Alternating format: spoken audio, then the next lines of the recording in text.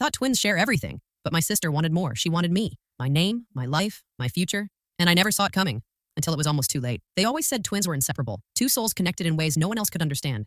Growing up, I believed it with all my heart. My sister, Liana, was only 3 minutes older than me, and she never let me forget it. I'm the big sister, she'd tease, as if those few minutes gave her special authority. I would laugh, brushing it off because to me she was more than my sister. She was my mirror, my confidant, the person who knew me better than anyone else. From the outside, we were identical. Same hazel eyes, same long dark hair, same smile that people often confused. But inside, we were different. I was quieter, more thoughtful, the one who liked books, art, and daydreaming. Liana was bold, charming, and magnetic. People were naturally drawn to her, and I didn't mind, at least not at first. When we were little, she'd sometimes snatch my toys or push me to the side when someone complimented us. I thought it was just playful rivalry. But the older we grew, the more I noticed something lurking beneath her smile. Envy. I'll never forget the first time it made my stomach twist. We were 12, getting ready for a school performance. I had been chosen to sing a solo. It was a small thing, but for me, it was everything. I had practiced for weeks. The night before, Liana sneaked into my room, humming the song perfectly, almost mocking me. You know, you only got picked because I wasn't interested, she said, tilting her head. But if I wanted, I could sing it better than you. I laughed nervously, brushing it off, but a knot tightened in my chest. She performed her group dance beautifully the next day, and when my solo came, she clapped louder than anyone. To everyone else, she was the supportive twin. Only I had heard the sharp edge in her voice the night before. As the years passed, little moments like that became more frequent. She would copy the way I styled my hair, wear clothes eerily similar to mine, even use phrases I just said as if they were her own. Our friends laughed about it, calling us double trouble. But sometimes I caught her watching me with a strange intensity, like she wasn't just my sister, she was studying me. One night, while brushing our hair in front of the mirror, I noticed something unsettling. Liana wasn't looking at her reflection. She was staring at mine. For a moment, her lips curled into a smile that didn't quite reach her eyes. "Do you ever wonder," she asked softly, "what it would be like if we switched places? If people thought I was you, and you were me?" The question lingered in the air, heavy and chilling. I laughed it off, but deep inside, a flicker of unease took root. I didn't know it then, but that was the beginning of everything. If you had a twin who always compared herself to you, would you try to comfort her or keep your distance? High school changed everything. Up until then, our similarities had been a source of amusement. Teachers mixing up our names, classmates begging us to pull twin pranks, neighbors smiling at our double charm. But once we entered our teenage years, those similarities became dangerous. It started with little things. I would spend an evening picking out an outfit for school, only to find Liana wearing something nearly identical the next morning. At first, I thought it was coincidence, but then it became too frequent. If I wore a red sweater, the next day, she had one too. If I cut my hair shorter, within a week, she trimmed hers. "Why are you copying me?" I asked one morning as she stood beside me at the mirror, adjusting her earrings. "I'm not copying you," she said smoothly, smirking. "We're twins. We're supposed to look alike. People love it." Her tone was playful, but her eyes told a different story. It wasn't about looking alike. It was about becoming me. One incident still makes my skin crawl. We had a new student in class, Daniel. He was kind, thoughtful, and shy, the type of boy who noticed the small things. He once complimented my handwriting during a group project. It was nothing major, but I noticed how Liana's expression shifted. Tight, sharp, almost possessive. The next week, I caught her leaning over Daniel's desk, laughing in a way I recognized as mine. The way she tilted her head, the exact phrases she used, it was me, but not me. She was performing my personality, and Daniel seemed enchanted. It unsettled me, but I didn't want to accuse her without proof. After all, how could I explain to others that my twin was stealing my identity in bits and pieces? To everyone else, it was harmless sisterly mimicry, but the truth revealed itself in a way I never expected. One afternoon, our history teacher handed back graded essays. Mine was missing. Confused, I asked about it, and she said, "Didn't you already collect it, Liana?" I froze. Liana held my essay in her hands, smiling sweetly. "Oops, sorry, must have grabbed it by mistake," she said, passing it back to me. The teacher laughed, thinking it was a harmless twin mix-up. But when I looked at her, she winked. That wink chilled me. It wasn't an accident. She had deliberately taken it, wanting to be mistaken for me. I started watching her more carefully after that, and what I found terrified me. She wasn't just copying my style or mimicking my voice. She was practicing my signature. I walked into our room one night to find her tracing it over and over again on scrap paper. When she noticed me, she crumpled it quickly and said, "Relax." I was just bored, but I couldn't relax. A quiet fear gnawed at me. My sister wasn't just playing a game. She was preparing for something far more dangerous. And deep inside, I had no idea how far she was willing to go. If your twin started copying your style and behavior, would you find it flattering or unsettling? By the time we were 16, I no longer felt like I had a twin sister. I felt like I had a shadow. Wherever I went, Liana followed. Whatever I did, she echoed, but I never imagined she would cross the line between imitation and impersonation. It happened one Friday evening after school. I'd been invited to a small gathering at a classmate's house. I wasn't the kind of girl who went to parties often, so I was excited but nervous. I'd spent hours getting ready, choosing a dress that felt both comfortable and a little daring. But when I came downstairs, ready to leave, my mother looked surprised. "Weren't you just here?" she asked, tilting her head. "What do you mean?" I frowned. She explained that I had come down not even 10 minutes earlier, said I was heading to the gathering, and left. My blood ran cold. I rushed to the party, my stomach twisting with dread. Sure enough, when I arrived, heads turned toward me in confusion. A girl wearing the exact same dress as mine, my twin, was already there, and she was laughing with Daniel. For a moment, I froze in the doorway. My hands trembled as I watched her tilt her head the way I did, tuck her hair behind her ear the way I always did. "And Daniel?" He was staring at her with a soft expression that made me want to scream. Liana, I hissed, pulling her aside when no one was looking. What are you doing? Why are you pretending to be me? She smiled innocently, though her eyes glinted with mischief. Relax. They know I'm your sister. We're just having fun. No, you introduced yourself as me, didn't you? My voice shook with fury. Her smile widened. And if I did? What's the big deal? Everyone thinks we're the same anyway. It was then that I realized this wasn't just a game for her. She wanted to step into my skin, to feel what it was like to be me.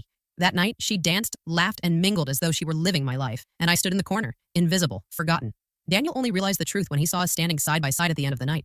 His expression flickered with confusion, then discomfort, as if he'd been tricked. I left the party humiliated, my chest aching. At home, I confronted her again, demanding an explanation. Why? I asked, tears burning in my eyes. Why would you do this to me? She looked at me calmly, as though my pain meant nothing. Because I can, she whispered. And in that moment, I knew something for certain. My twin didn't just envy me, she wanted to replace me. If you discovered someone pretending to be you, would you confront them immediately or secretly watch to see their intentions? After the party, I couldn't shake the image of Liana standing in my dress, wearing my smile, speaking in my voice. It haunted me. For days, I kept catching her watching me with that strange, studying gaze, like she was memorizing every detail of me. At first, I tried to dismiss it. Maybe it had just been a one-time stunt to get attention. But soon, her mistakes became too deliberate to ignore. She started answering for me when teachers called my name. At the coffee shop we both loved, she used my order and my nickname with a sly smile. Once I overheard her on the phone pretending to be me, her tone soft and convincing as she said, "Yes, it's me. I'll be there." The scariest part wasn't that people believed her. It was that no one questioned it. Not our friends, not our teachers, not even our parents. One evening, our mom burst into my room. "Why didn't you tell me you'd already eaten?" she asked. Confused, I blinked. "I didn't." She frowned. "But you just told me downstairs you weren't hungry because you ate with Daniel earlier." My chest tightened. I hadn't seen Daniel all day. My mother had spoken to Liana, not me. It felt like I was disappearing. My identity, my voice, my life, slipping into her hands while no one noticed. I tried to talk to my father about it, desperate for someone to believe me. "Dad," I said one night, "Liana's pretending to be me.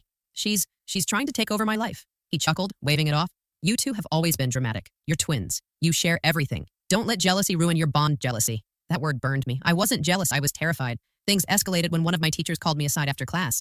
"You did an excellent job presenting today," she said warmly. My heart sank. I hadn't presented anything. Liana had. That night, I cornered her in our room, anger shaking me. "Why are you doing this?" I demanded. "You're not me, Liana." "Stop pretending." She didn't flinch. Instead, she leaned closer, her eyes gleaming. "Maybe people like me better as you," she whispered. "Maybe I deserve to be you more than you do." Her words cut deeper than any knife. For the first time in my life, I felt the walls close in around me. If no one could tell the difference between us, if she could slip so easily into my identity, then what was left of me?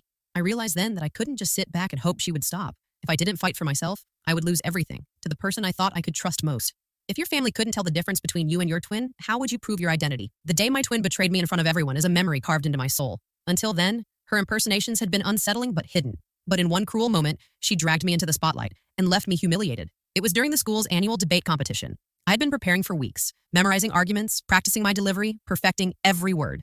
I wanted this so badly, not for attention, but to prove to myself that I could shine on my own.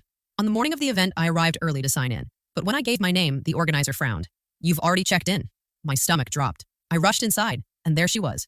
Liana, dressed in my blazer, my hairstyle, even wearing the delicate necklace Grandma had given me, the one I always wore to big events. She was standing on stage, smiling confidently, introducing herself as me. For a moment, I couldn't breathe. My friends looked at her, not me, cheering loudly. Teachers nodded with approval. And as she began her speech, my speech, the one I had poured myself into, I realized with horror that she had stolen even that. Every argument, every carefully rehearsed line tumbled from her lips as if they were her own, and the audience was captivated. I stumbled to the front, desperate to stop her. "That's not her speech, it's mine," I shouted. But instead of sympathy, I was met with confusion and disapproval. "Stop interrupting your sister," one teacher scolded. "This is inappropriate." Whispers spread through the crowd. Some laughed, others shook their heads. To them, it looked like I was jealous, trying to sabotage my own twin's success. By the end, she won the competition. The applause thundered, and she basked in it, her eyes flickering toward me with a victorious smirk. She wasn't just pretending anymore. She was taking everything that mattered to me piece by piece. That night, I confronted her, my voice shaking with rage. "How could you do this?" "That was my work, my moment." She shrugged, unbothered. "Everyone thought I was brilliant. Maybe they like me better as you." Her words sliced through me. For the first time, I saw the full extent of her intentions. This wasn't a phase. This wasn't sibling rivalry. This was war. I locked myself in my room, tears burning down my face. I wanted to scream, to run, to tell someone, anyone, the truth. But deep inside, I knew no one would believe me, not after what they had seen. It wasn't just about envy anymore. Liana wanted to erase me and step into my life completely, and if I didn't stop her, she would succeed. If your twin betrayed you in front of someone important, would you forgive her? Or cut ties completely? After the debate incident, I tried to keep my distance from Liana. I avoided sharing plans, hid my notes, and guarded every detail of my life. But she always found a way in. It was as if my existence fueled hers, and she refused to let me have anything that was solely mine. Then came Adrian. He wasn't just another classmate. He was different. thoughtful, kind, with a quiet strength that drew me in. For the first time, I felt like someone saw me, not one of the twins, but me, the girl who loved poetry, who found peace in sunsets, who dreamed beyond the walls of rivalry. When Adrian and I started spending time together, I felt a happiness I hadn't known in years. He asked me questions no one else did, listened as if my words mattered, and when he held my hand for the first time, I felt safe. But happiness never lasted long when Liana was near. One afternoon, I caught her wearing my favorite scarf, the one Adrian had complimented the day before. My heart sank. She leaned casually against the railing, scrolling through her phone. Adrian texted me, she said sweetly, watching my reaction. He texted me, I corrected firmly. She tilted her head, smirking. Did he? Or does he think he's texting you when really he's talking to me? A cold dread filled me. I rushed to check my phone, but there were no new messages. My hands trembled as I realized the truth. She had answered him, pretending to be me. The following days were torture. Adrian grew distant, his warm smiles replaced with confusion. Finally, he confronted me. Why are you acting so strange? First you're sweet, then you're cold. Sometimes it feels like I'm talking to two different people. My chest tightened. I wanted to scream the truth to tell him about Liana's twisted game, but how could I explain it without sounding insane? That evening, I followed her. Sure enough, I saw them, Liana and Adrian, walking together outside the cafe. She was laughing, leaning close, speaking with my tone, my expressions. And Adrian? He looked at her the way he used to look at me. I stood frozen, tears stinging my eyes as my world crumbled. She wasn't just taking my opportunities anymore. She was taking the one person I loved. Later that night, when I confronted her, she didn't deny it. You think you deserve him more than me? She hissed, her eyes flashing. You don't. Everything you have, I can take, and he'll never know the difference. Her voice was venomous, dripping with certainty. And for the first time, I feared she might be right. Because if even Adrian couldn't tell us apart, what chance did I have to hold on to him or myself? If your twin tried to steal your relationship, would you warn your partner or let them see her true nature themselves? I thought losing Adrian to Liana's lies was the worst thing that could happen. I was wrong. She wasn't satisfied with stealing pieces of my life. She wanted to destroy me completely. It began with whispers. A teacher pulled me aside one morning. I'm disappointed in you, she said, her voice sharp. Cheating on the exam? That's not like you. My stomach dropped. Cheating? I didn't, but she cut me off. We'll discuss this later. Confused and terrified, I spent the day in a daze. I hadn't cheated. I'd studied hard for that exam. But when I looked over at Liana, she smirked knowingly, tapping her pencil in a rhythm only I recognized. A week later, things got worse. I returned home to find my mother in tears, holding a wad of cash from her purse. Why would you take this, sweetheart? She whispered. My eyes widened. I didn't. But she shook her head. Liana saw you. She said you've been struggling and didn't want to admit it. I couldn't breathe. My own family believed her lies. My father scolded me, his disappointment heavy. My mother avoided my gaze as though I had broken something sacred. Everywhere I turned, Liana was there, weaving her web tighter. Friends grew distant, unsure who to trust. Teachers eyed me with suspicion. Even Adrian looked at me with pity now as though I were a stranger. One night, I overheard her on the phone, laughing softly. Yes, she's falling apart. Everyone thinks she's the liar now. Soon she won't have anyone left. Rage boiled inside me. I confronted her, cornering her in our room. Why are you doing this? Why are you trying to ruin me? Her smile was cold, almost victorious. Because you don't deserve the life you have. Everyone loves you for being the sweet, innocent twin, but they don't see me. They never choose me, so I'll make them. Her words hit me like a slap. This wasn't just envy. This was obsession. She didn't just want to share my life. She wanted to erase mine and live it herself. For days, I spiraled into fear. My grades slipped. My friendships faded. Even my parents began to look at me differently, as though I were a stranger wearing their daughter's face. And Liana thrived. She smiled wider, shined brighter, and slipped seamlessly into the role of the good twin, while I became the outcast. It was then I realized, if I didn't fight back soon, I wouldn't just lose Adrian, my reputation, or my family's trust. I would lose myself. If your twin framed you for something you didn't do, would you defend yourself or expose her with undeniable proof? By now, it felt like I was living in a nightmare I couldn't wake up from. Every day, my twin sister chipped away at my identity, piece by piece, until the girl I used to be barely existed. The world saw Liana as the perfect one. She wore my kindness like a mask, spoke my words as if they were hers, and left me with the scraps of a ruined reputation. Friends stopped inviting me to gatherings. Teachers stopped trusting me, and my parents, God, even they looked at me differently. I would lie awake at night, staring at the ceiling, wondering how it had come to this. We were born together. We shared a crib, a childhood, memories no one else in the world could claim. And yet, here she was, replacing me, destroying me, and smiling as she did it.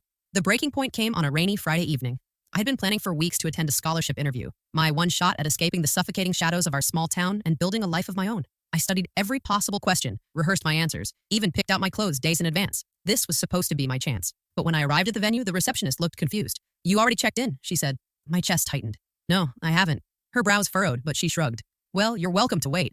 My hands shook as I walked inside, and there she was, Liana, sitting across from the panel, answering confidently, using my name. I felt the blood drain from my body, my future, my dream, my escape. She was taking it right in front of me. I stormed forward, my voice cracking with desperation. That's not me. She's lying. I'm the one who applied. The room went silent. The interviewers exchanged awkward glances. One of them muttered, Are you serious? Is this some kind of game? Liana's eyes met mine, calm and venomous. She's been struggling, she said softly, her voice dripping with false pity. Sometimes she confuses our identities. Please don't hold it against her.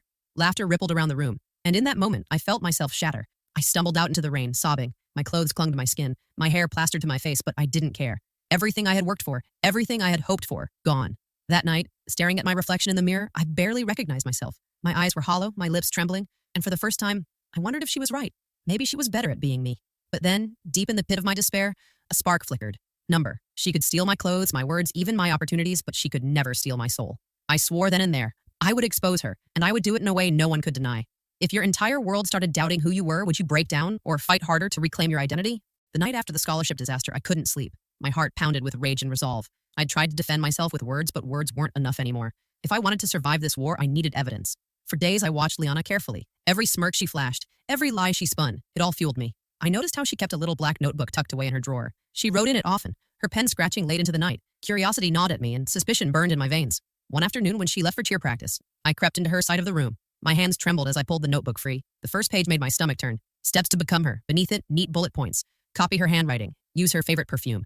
Tell Adrian she's unstable. Win over mom. Scholarship interview equals mine. I clutched the notebook, my breath ragged. Proof. Finally, undeniable proof. But before I could hide it, the door swung open. Liana stood there, her face pale for a split second before twisting into fury. What are you doing? I held the notebook up like a weapon. Game over, Liana. Everyone will know what you've done. Her lips curled into a smile that chilled me to the bone.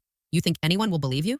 You're already the liar, the thief, the failure. Show them that notebook, and I'll just say you wrote it yourself because you've lost your mind. Her words sliced through me, but I didn't back down. This time, I won't let you win. She lunged at me, trying to snatch it from my hands. We struggled, shoving, pulling, our screams echoing through the house. Then, our mother rushed in, her face frozen in shock. What is going on here? She demanded. Liana gasped, pointing at me. She's attacking me. She's jealous. I shoved the notebook toward Mom, tears streaming down my cheeks. Read it. Please, just read it. Mom hesitated, her eyes flicking between us, torn. Slowly, she opened the notebook. As her eyes scanned the words, her expression changed from confusion to disbelief to horror. Liana, her voice cracked. How could you? For the first time, my sister faltered. No, it's not what it looks like. I was just... But Mom cut her off, her hands shaking as she clutched the damning evidence. Enough, I can't ignore this anymore. Liana's mask cracked, her face twisting with rage. You'll regret this, she hissed at me, her voice low and venomous. If I can't have your life, I'll make sure you don't either. Her words hung in the air like a curse. The truth was finally exposed, but I knew this wasn't over, not by a long shot. If you caught someone plotting against you in writing, would you confront them immediately? Or wait and expose them when the time was right? The house was silent that night, but the air pulsed with tension. My mother had locked the notebook away, saying she needed to talk to my father before deciding what to do. I lay in bed, staring at the ceiling, my body rigid, knowing Liana was only a few feet away, seething in the dark. When dawn broke, everything changed. My parents gathered us in the living room, their faces grim. The notebook sat on the table between us, a silent witness to the war we had waged. My father spoke first. Liana, this is unforgivable, he said, his voice heavy. You tried to steal your sister's life, her future. You nearly destroyed her? Liana's lips trembled, but she didn't cry. Instead, she glared at me as though I had committed the crime. You never loved me the way you loved her, she spat. All I wanted was to matter. My mother's eyes welled with tears. You do matter, but this was cruelty. This was betrayal. For once, my parents stood with me. Relief flooded through me, but it was bittersweet. I had won, but at a cost. That evening, Liana packed her things in silence. She refused to look at me, her face hardened into a mask. As she walked out the door, suitcase in hand, she turned back one last time. This isn't over, she said coldly. You think you've beaten me, but you'll always look over your shoulder, wondering when I'll return. And then she was gone. Life moved on, but it wasn't the same. People who had doubted me apologized, though their words couldn't erase the pain. Adrian reached out, guilt etched into his voice, but I couldn't bring myself to forgive him. Not yet. Trust, once shattered, takes time to rebuild. At school, whispers followed me. Some pitied me, others admired me for standing my ground. But inside, I carried scars no one could see. And yet there was strength too. I had faced betrayal deeper than anything I thought possible, from the person who was supposed to be my other half. And I had survived. One night, I stood before the mirror, staring at my reflection. For the first time in months, I recognized the girl staring back. Not broken, not lost, stronger, wiser, a survivor. Liana had wanted to steal my identity. Instead, she had forced me to truly find it. And though her words haunted me, I refused to live in fear. If she ever returned, I would be ready. Because I wasn't just her twin. I was me. Have you ever faced betrayal from someone you trusted? Share your story in the comments. I'd love to hear from you.